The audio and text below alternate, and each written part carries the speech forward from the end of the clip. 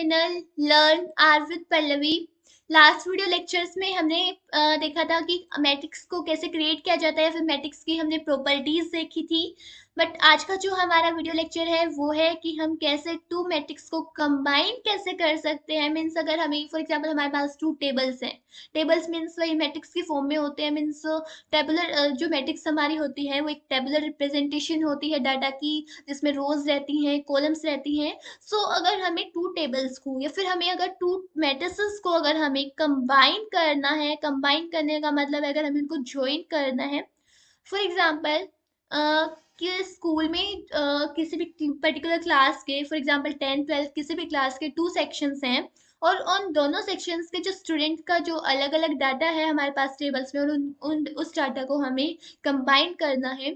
सो हम उसको कैसे कंबाइन कर सकते हैं, कॉम्बिनेशन ऑफ टू मैट्रिसेस। सो हमारे पास यहाँ पर कॉम्बिनेशन के लिए टू मेन फंक्शंस होते हैं। One is R bind.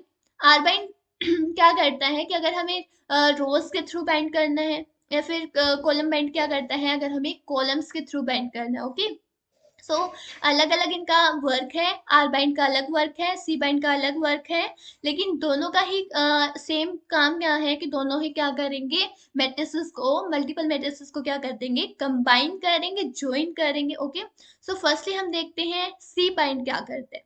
But इनकी कुछ कंडीशन है कि अगर हमें सी बाइंड फंक्शन, यहाँ पर एक फंक्शन है, अगर हमें इस सी बाइंड फंक्शन को मैट्रिसेस के ऊपर अगर हमें अप्लाई करना है, सो इसकी एक कंडीशन है कि सी बाइंड तभी अप्लाई हो सकता है जब नंबर ऑफ जो रोज होंगी बोथ मैट्रिसेस में वो क्या होनी चाहिए, सेम होनी चाहिए। मीन्स दोनों मैट्रिसेस में जो रोज हैं वो क्या रहनी चाहिए, सेम रहनी चाहिए। उसी के मतलब तभी हम क्या कर सकते हैं, इनको कंबाइन कर सकते हैं। सबसे पहले यहाँ पर बता रखा है कि अगर हमें कंबाइन करनी है मैट्रिसेस, तो हमें सबसे पहले दो मैट्रिसेस क्या करनी होंगी, क्रिएट करनी होंगी।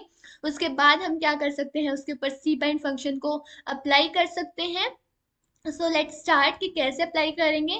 सबसे पहले हम यहाँ पर मैट्रिक्स बनाते हैं ए इज इक्वल टू, और मैंने यहाँ मैट्रिक्स क्रिएट की। फॉर एग्जांपल मैंने यहाँ पर डाटा लिया 1:12 मीन्स 1 से 12 नंबर्स, एंड इसकी जो एन रो है वो कितनी मैंने रखी, यहाँ पर 3 रखी। एंड एन कोल आप अज्यूम कर ही सकते हैं, अगर नंबर ऑफ रोज 3 है सो नंबर ऑफ कॉलम्स कितने होंगे, 4 होंगे, क्योंकि हमारे पास डाटा में कितने एलिमेंट्स हैं, 12 एलिमेंट्स हैं। सो नंबर ऑफ कॉलम्स कितने रहेंगे, 4 रहेंगे। अब जब मैं इसको प्रिंट करवाऊंगी, ए को मैंने यहाँ प्रिंट करवाया, आप देख सकते हैं ये ए प्रिंट हो गई। अब नेक्स्ट जब मैं मैट्रिक्स क्रिएट करूंगी तो हमें ध्यान में रखना है कि इसकी कंडीशन थी सी बाइंड को अप्लाई करने की कि दोनों मैट्रिक्स में रोज सेम रहनी चाहिए।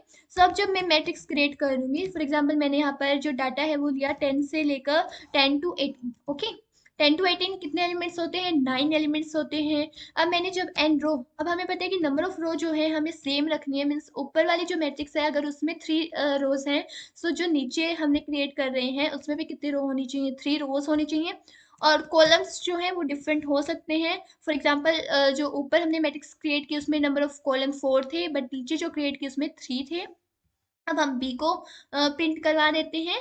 अब हमने क्या करना है, हमें सी बाइंड अप्लाई करना है। मीन्स कॉलम्स के थ्रू बाइंड करना। मीन्स जैसे अब सी बाइंड के बाद क्या होता है कि जैसे फॉर एग्जांपल फर्स्ट मैट्रिक्स में अगर 4 कॉलम्स हैं, एंड देन सेकंड मैट्रिक्स में हमारे पास 3 कॉलम्स हैं, सो ये कॉलम्स कंबाइन हो जाएंगे। सो टोटल कॉलम कितने बनेंगे, जो हमारी रिजल्टेंट मैट्रिक्स बनेगी सी बाइंड के बाद, सो उसमें टोटल कॉलम्स कितने आएंगे, 4 अगर ऊपर है 3 नीचे हैं, सो 4 + 3 7 कॉलम्स बनेंगे। बट रोज क्या रहेंगी, ऊपर 3 रोज है, नीचे 3 रोज है, तो रिजल्टेंट मैट्रिक्स में रोज भी क्या रहने वाली है, सेम रहने वाली है।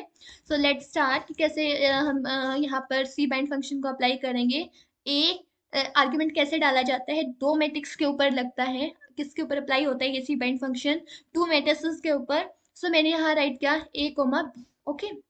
अब जैसे आउटपुट आप देख सकते हैं, क्या कर दिया, इससे कॉलम्स को बाइंड कर दिया। मीन्स दोनों मैट्रिसेस के 4 और 3 जो कॉलम्स थे उनको कंबाइन कर दिया। मीन्स इसको, जैसे ये हमारे पास एक टेबल ये थी, एंड देन सेकंड टेबल हमारे पास ये थी, तो दोनों टेबल्स को क्या कर दिया, इसने यहाँ पर कंबाइन कर दिया।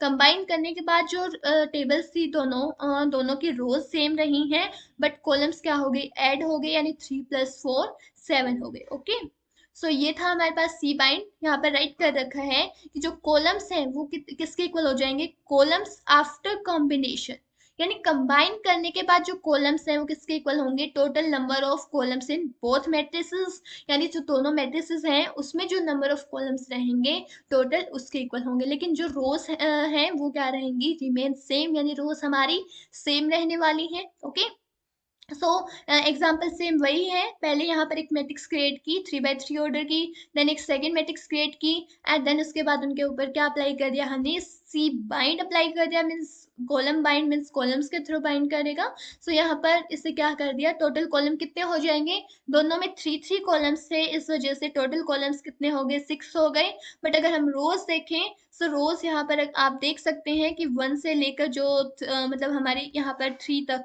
कितनी आई, 1 से लेकर 3 तक, यानी 3 रोज सेम रही, 3 रही, बट कॉलम्स कितने हो गए, 6 हो गए। अब नेक्स्ट आता है, अभी जो हमने देखा वो था कि हम कैसे सी बाइंड को अप्लाई कर सकते हैं दो मैट्रिसेस के ऊपर। अब हम देखने वाले हैं कि कैसे हम सी बाइंड को एक मैट्रिक्स के ऊपर और एक कॉलम के ऊपर कैसे, एक मैट्रिक्स और एक वेक्टर के ऊपर कैसे अप्लाई कर सकते हैं। फॉर एग्जांपल मैंने यहाँ पर राइट किया सी बाइंड, मुझे सी बाइंड करवाना है ए का, मीन्स जो हमारे पास ए मैट्रिक्स है जिसके अंदर हमारे पास 4 कॉलम्स हैं, उसके अंदर मुझे सी बाइंड करना है, मीन्स एक और कॉलम ऐड करना है। तो हमने देखा था कि हम कैसे इसमें एक और कॉलम ऐड कर सकते हैं। फॉर एग्जांपल मुझे एक कॉलम ऐड करना है किस तरीके से, फॉर एग्जांपल मुझे इसमें कैरेक्टर डाटा लेना है ए कोमा बी कोमा सी, इस तरीके से। ओके, सो जब हम इसको करेंगे, आउटपुट क्या आ गया आप देख सकते हैं, इसने एक और कॉलम ऐड कर दिया और उस कॉलम के जो एलिमेंट्स हैं वो क्या है, ए बी एंड सी। सो इस तरीके से हमने यहाँ पर कॉलम बाइंड किया, मीन्स एक नया कॉलम, कम कॉलम बाइंड करना मीन्स कॉलम को कंबाइन करा, एक नया कॉलम ऐड कर रहा है। ओके, अब जो नेक्स्ट हमारा टॉपिक रहने वाला है, मीन्स जो नेक्स्ट रहेगा वो है आर बाइंड। ओके, सेकंड यानी आर बाइंड का मीन्स रो बाइंड, यानी कैसे रोज को कैसे बाइंड कर सकते हैं। जैसे कॉलम बाइंड करने के लिए हमारे पास कंडीशन थी कि नंबर ऑफ रोज दोनों मैट्रिक्स में सेम रहनी चाहिए, वैसे ही आर बाइंड करने के लिए हमारे पास जो कंडीशन है कि दोनों मैट्रिसेस के जो कॉलम्स हैं वो क्या रहनी चाहिए, सेम रहनी चाहिए, तभी हम क्या अप्लाई कर सकते हैं, आर बाइंड अप्लाई कर सकते हैं। सो फर्स्टली हम क्या करते हैं, एक मैट्रिक्स क्रिएट करते हैं, A is equal to matrix, and then इसमें मैंने एक मैट्रिक्स क्रिएट की 1:9, देन इसके बाद उसमें एंड फॉर एग्जाम्पल हमने नंबर ऑफ रो कितना डाल दिया, मीन्स यहाँ पर क्या था, यहाँ पर कंडीशन ये थी कि कॉलम्स सेम रहने चाहिए, आर बाइंड करने के लिए कॉलम्स सेम रहने चाहिए। सो जब मैं ए को प्रिंट करवाऊंगी तो यहाँ पर 3 by 3 ऑर्डर की एक मैट्रिक्स बन चुकी है। देन इसके बाद मैंने क्या करा, एक अनदर मैट्रिक्स ली B, B is equal to, और मैंने एक मैट्रिक्स क्रिएट की बी इज इक्वल टू, और इसके अंदर कितने एलिमेंट्स लिए, फॉर एग्जांपल मैंने यहाँ पर एलिमेंट्स ले लिए 1:16 फॉर एग्जांपल ने 1 मैंने यहाँ पर 12 लिए। देन इसके बाद मुझे पता है कि हमें पता है कि इसमें हमें नंबर ऑफ कॉलम सेम रखने हैं, अगर ऊपर वाले में 3 है तो नीचे भी हमें कितने रखने हैं, एन कॉल कितने रखने हैं, 3। सो आउटपुट जब इसमें देखेंगे हम बी को प्रिंट करवाएंगे। सो बी आप देख सकते हैं कि रोज कॉलम्स कितने हैं, कॉलम्स कितने हैं, 3 हैं, ऊपर वाली मैट्रिक्स में भी कॉलम्स 3 हैं, बट रोज क्या है, डिफरेंट है। सो अब हमें इनके ऊपर आर बाइंड लगाना है।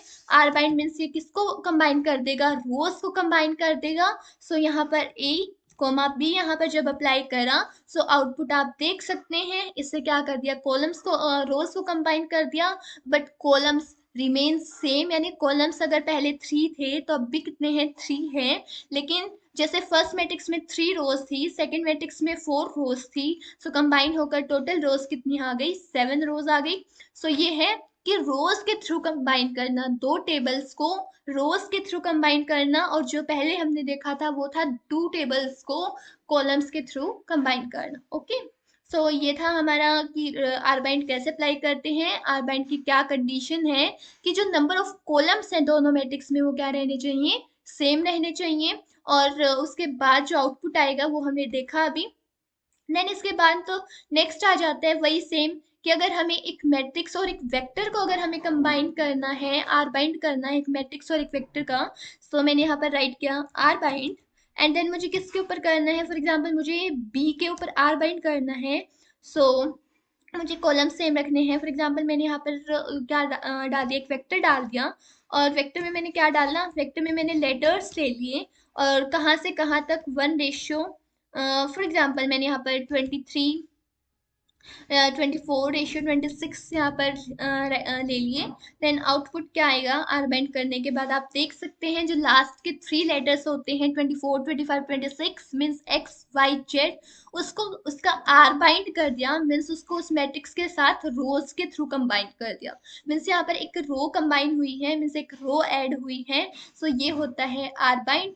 आई होप आपको इसमें कोई डाउट नहीं होगा। ये हमारा है हमारे टू मैट्रिक्स या फिर टू टेबल्स को कंबाइन करने के लिए जो दो मेन इंपॉर्टेंट फंक्शंस हैं, सी बाइंड और आर बाइंड, जो हमें बहुत हेल्पफुल होते हैं डाटा को कंबाइन करने के लिए, या फिर टू मैट्रिक्स को करता है, मैट्रिक्स वेक्टर को कैसे करते हैं।